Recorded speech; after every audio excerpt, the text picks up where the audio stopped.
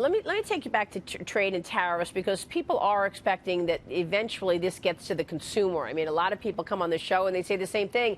Ultimately, the consumer will pay a tariff or pay the tax. So when you look at some of the products at Walmart that are coming from China, if we were to see this remaining $325 billion in imports from China also get taxed, we could see that happen in July. Should we expect that prices start going up, even though you're at rock bottom already, Doug? Well, certainly at Walmart, we're going to do everything we can to keep that from happening. And as I mentioned a minute ago, we've got the benefit of mix, 2/3 from the U.S.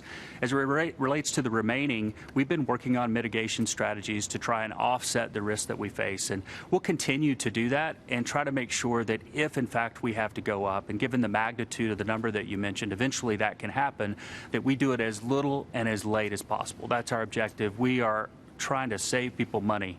And that's what we work on every day. And I know you do, and that's been your goal, and it's worked really well. But to give the consumers and the viewers out there a sense of what these tariffs mean, on average, let's take a product like a bike. Oftentimes, you've got a kid's bike manufactured in China or Vietnam. We just had the CEO of Pedego electric bikes on, and he moved his production from China to Vietnam. What's the kind of price increase that one might expect for a bike, a kid's bike, should we see these tariffs continue?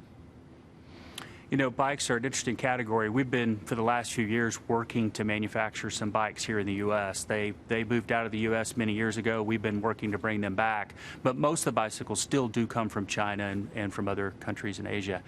So that is a category that's worth talking about. You know, we've got a children's bike that retails for under $70. It might be $67, $68, something like that. With the tariffs that you're talking about, what we try to do is to make sure that that bike stays under $100 if there's any way possible, and obviously keep it as low as we can. But as we manage the mix of other categories, we've got all these levers we can pull to try and mitigate that impact of a price increase on something like a bicycle. And in terms of the Mexico tariffs, do you think this is longstanding? Do you have any insight in terms of what could happen in the Mexico government in terms of helping the U.S. So that these tariffs don't go into effect?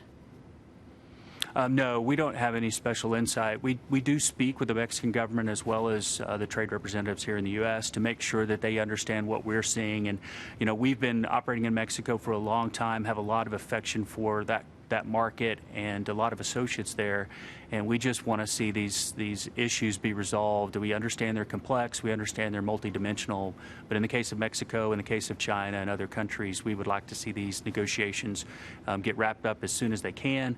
Trade is positive for Americans, trade is positive for our customers. We can do a lot to help people in an environment that's stable and predictable, and we're looking forward to having that be the case at some point. Doug